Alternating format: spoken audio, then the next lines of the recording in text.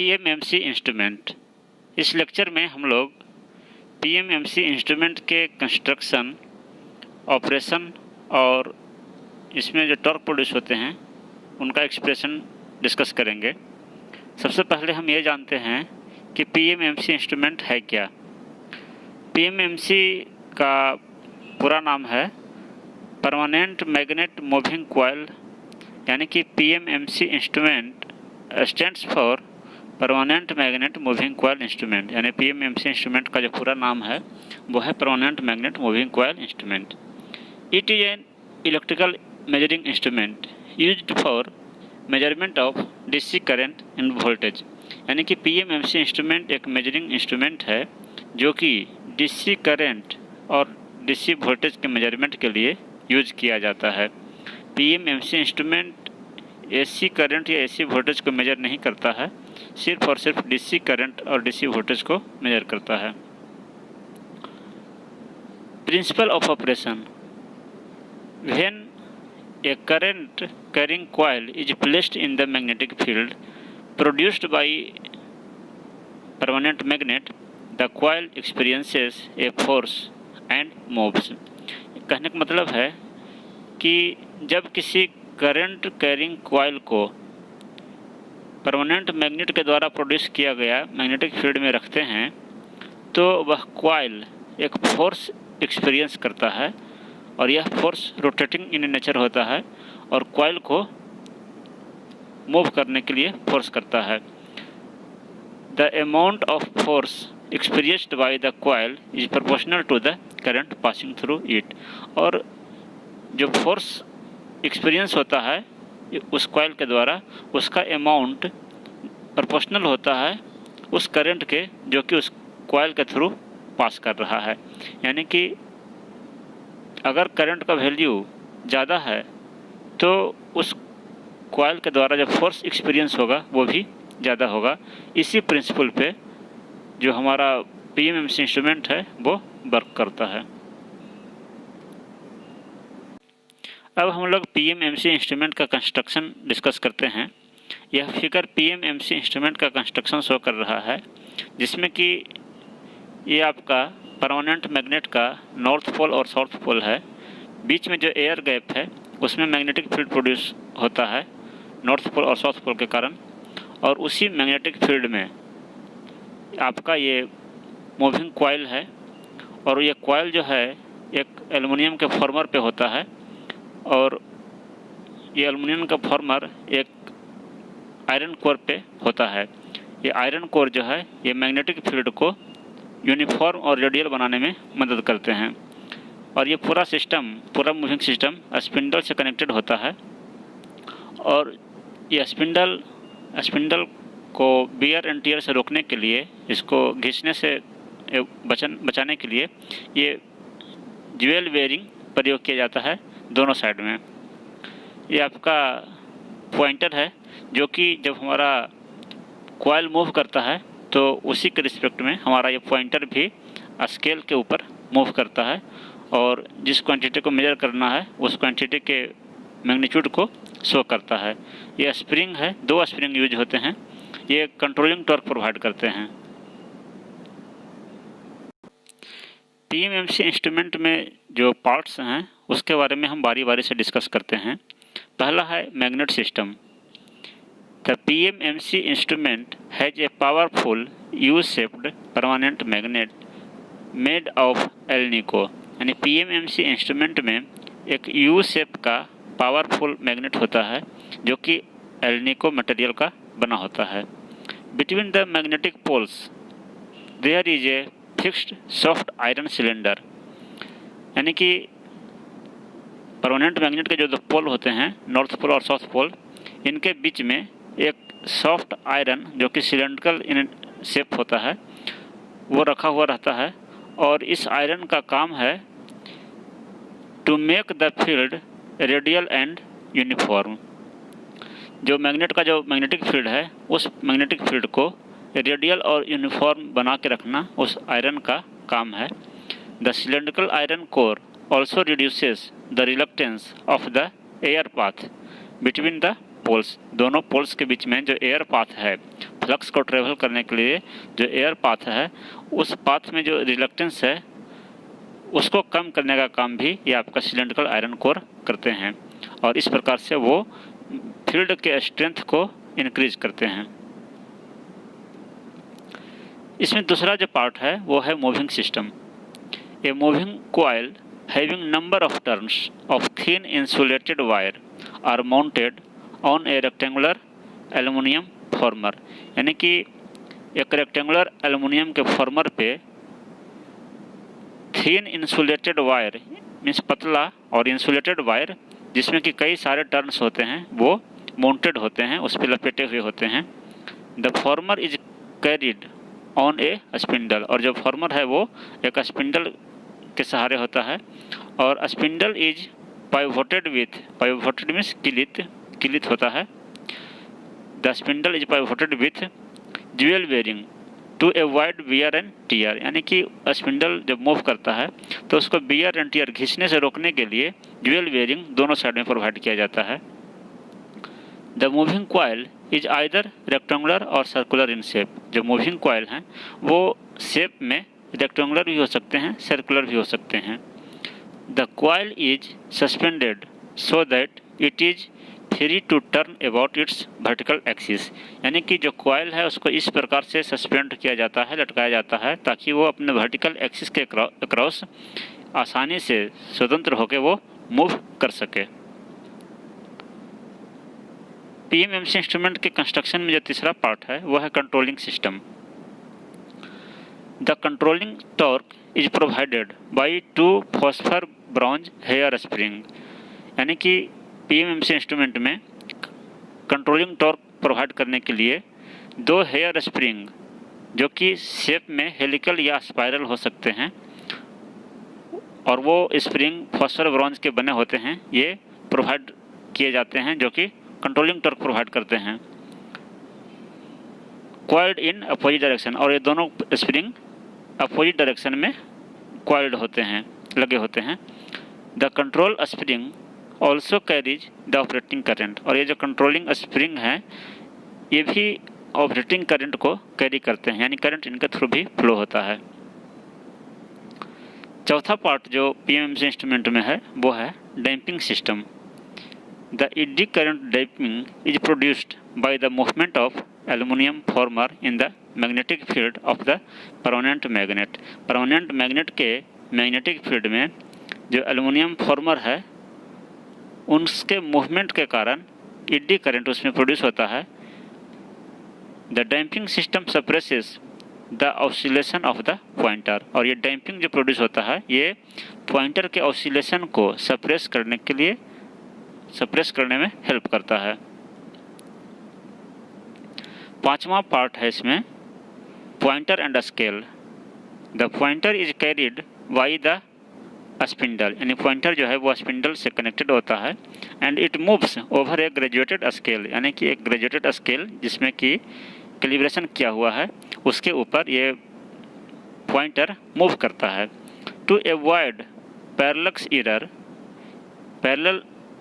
Error को avoid करने के लिए, पैरेलक्स एरर क्या है कि ऑब्जर्वेशन करने में जो एरर हो जाते हैं कि पॉइंटर जो है वो स्केल से थोड़ा सा ऊपर होता है तो हमें ठीक वर्टिकल होकर रीडिंग लेनी होती है, तो उस रीडिंग में जो एरर होता है अगर थोड़ा सा आप इंक्लाइंड हो जाएंगे तो आपका रीडिंग वो एक्यूरेट नहीं होगा, तो उसी को पैरेलक्स एरर कहा जाता है।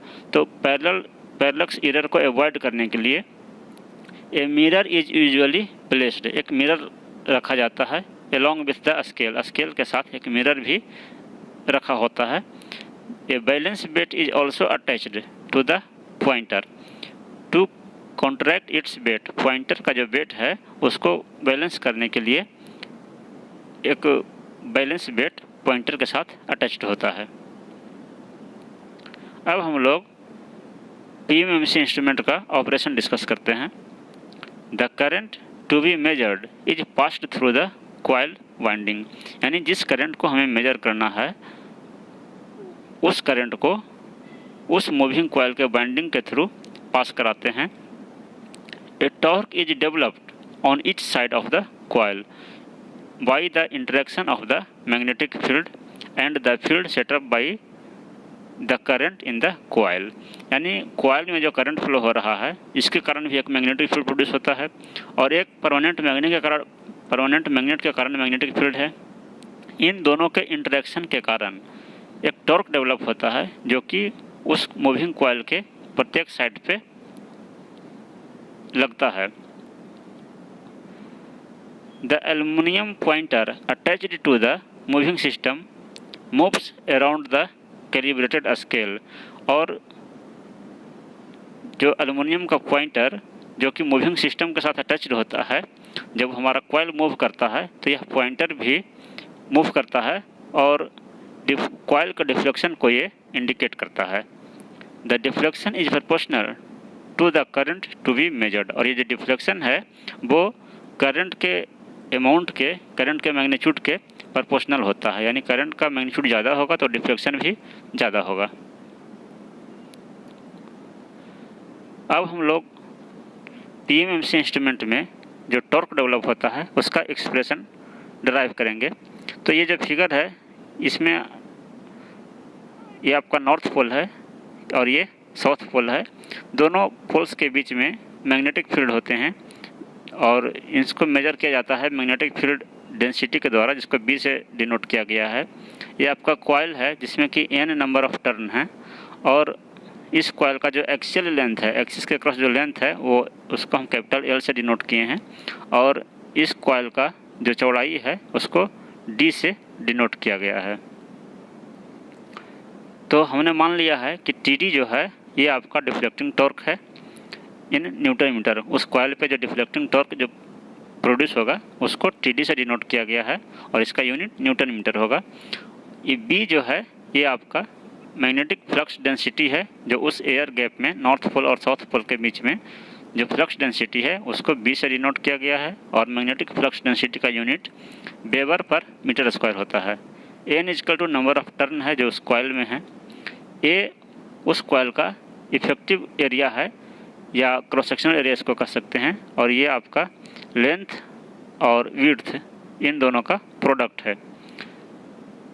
I जो है वो करंट है जिसको कि मेजर करना है और जो करंट मूविंग कॉइल्स के थ्रू पास हो रहा है, इसका यूनिट एम्पियर में है ये।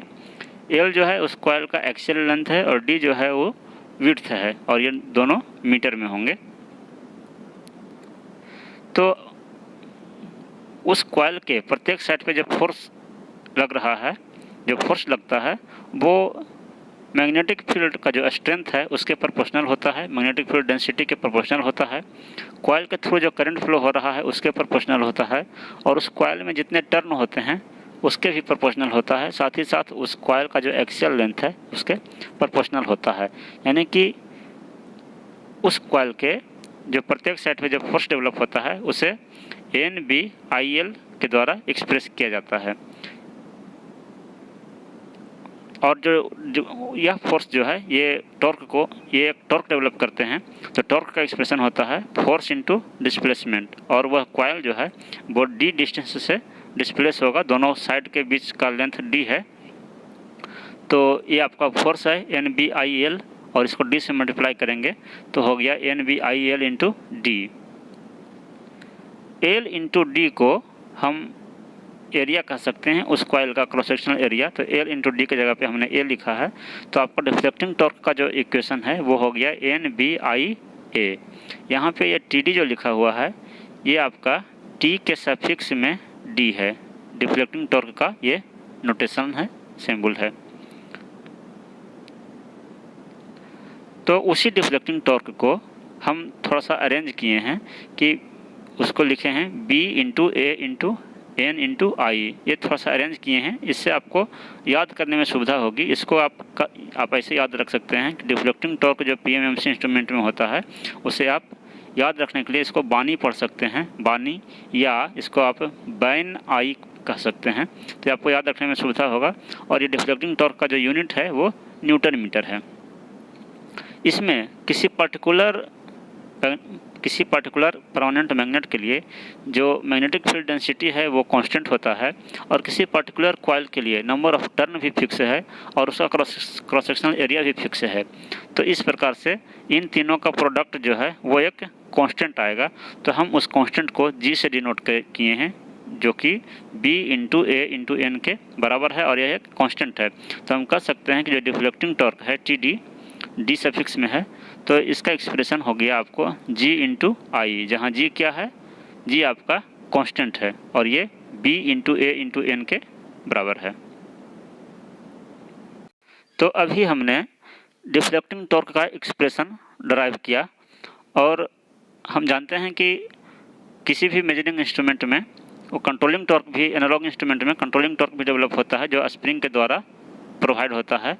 और हमने ये पहले डिस्कस किया है कि जो कंट्रोलिंग टॉर्क है वो डिफ्लेक्शन के, स्प्रिंग के द्वारा जो कंट्रोलिंग टॉर्क प्रोवाइड होता है वो एंगुलर डिफ्लेक्शन के प्रोपोर्शनल होता है। अगर एंगुलर डिफ्लेक्शन, पॉइंटर का जो एंगुलर डिफ्लेक्शन है वो अगर थीटा है, तो जो कंट्रोलिंग टॉर्क है उसको TC से डिनोट करते हैं, वो हमारा थीटा के प्रोपोर्शनल होगा। तो उसी को यहाँ पे लिखा गया है कि जो कंट्रोलिंग टॉर्क है वो K इंटू थीटा, जब प्रोपोर्शनल का चिन्ह हटाएंगे तो एक कांस्टेंट लगाएंगे और इस K को स्प्रिंग कांस्टेंट कहा जाता है। TC हमारा कंट्रोलिंग टॉर्क है और थीटा जो है वो डिफ्लेक्शन है, एंगुलर डिफ्लेक्शन है। अभी हम लोग इस एंगुलर डिफ्लेक्शन का एक्सप्रेशन ड्राइव करेंगे कि एंगुलर डिफ्लेक्शन कितना होगा। तो अभी जो हमने देखा कि कंट्रोलिंग टॉर्क TC है और स्प्रिंग कांस्टेंट K है और इसका स्प्रिंग कांस्टेंट का जो यूनिट है वो आपका न्यूटन मीटर पर रेडियन होगा या न्यूटन मीटर पर डिग्री। अगर यहाँ पे थीटा डिग्री में है तो K का यूनिट आपका न्यूटन मीटर पर डिग्री होगा और अगर थीटा रेडियन में है तो K का यूनिट न्यूटन मीटर पर डिग्री होगा। और जब हमारा पॉइंटर स्टेडी स्टेट पोजीशन में होता है उस समय कंट्रोलिंग टॉर्क और डिफ्लेक्टिंग टॉर्क दोनों इक्वल होते हैं।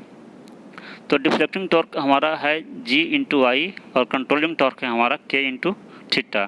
तो पॉइंटर जब स्टेडी स्टेट पोजीशन में होता है, जब इक्विलिब्रियम पोजीशन में होता है, उस समय G I is equal to K into theta होगा और यहाँ से हम थीटा का वैल्यू कह सकते हैं कि theta is equal to G बटा K इंटू आई, यानी कि थीटा हमारा डिफ्लेक्शन है और ये डिफ्लेक्शन जो है वो आई के प्रोपोर्शनल है, यानी जिस करंट को मेजर किया जा रहा है उसके प्रोपोर्शनल है।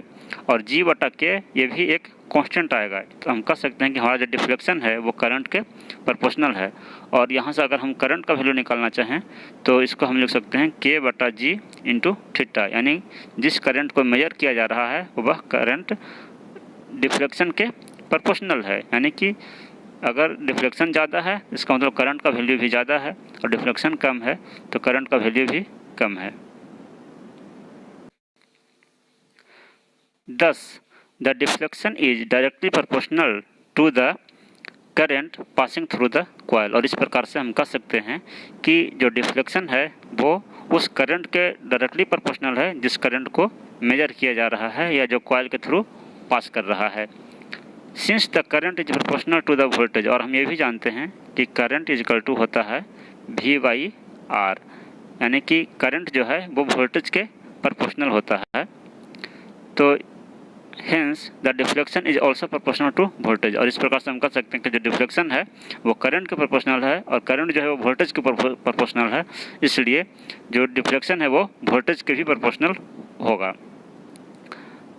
Hence therefore the PMMC instrument can be used for measurement of DC current as well as DC voltage। और इस प्रकार से हम कह सकते हैं कि PMMC इंस्ट्रूमेंट के द्वारा हम DC करंट को भी मेजर कर सकते हैं और DC वोल्टेज को भी मेजर कर सकते हैं।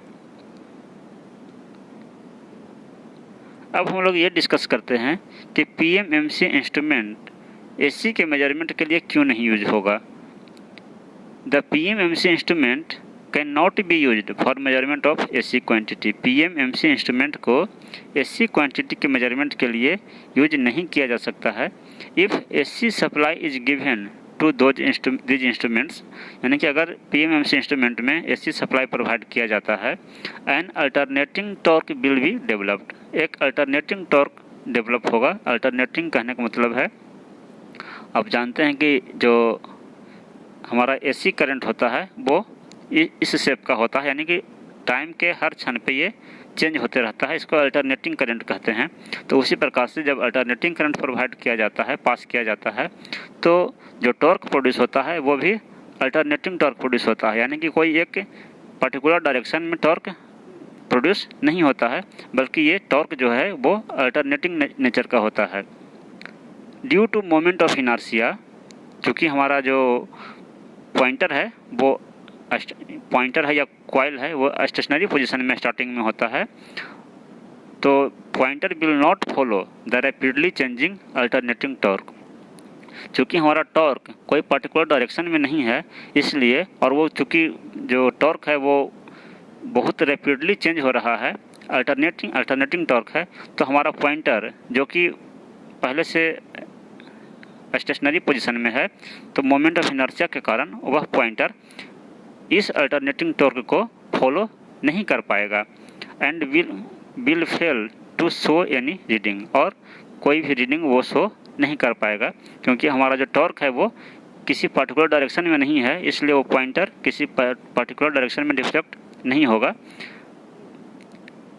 इन order that the instrument should be able to read AC quantity, यानी कि पीएमएमसी इंस्ट्रूमेंट को या किसी इंस्ट्रूमेंट को अगर एसी क्वांटिटी को रीड करना है, तो जो मैग्नेटिक फील्ड है इन द एयर गैप में जो मैग्नेटिक फील्ड है must change along with current के साथ साथ मैग्नेटिक फील्ड भी चेंज होना चाहिए, क्योंकि हमारा जो करंट है, अगर एसी करंट अगर हम प्रोवाइड कर रहे हैं तो एसी करंट हमारा अल्टरनेटिंग इन नेचर होता है, वो हर किसी क्षण पॉजिटिव वैल्यू किसी क्षण नेगेटिव वैल्यू होता है, तो मैग्नेटिक फील्ड भी करंट के साथ साथ चेंज होना चाहिए, तब जाके हमें यूनिफॉर्म टॉर्क प्रोड्यूस होता है। जब तक यूनिफॉर्म टॉर्क प्रोड्यूस नहीं होगा, एक डायरेक्शन में टॉर्क प्रोड्यूस नहीं होगा, तब तक हमारा पॉइंटर वो डिफ्लेक्ट नहीं होगा।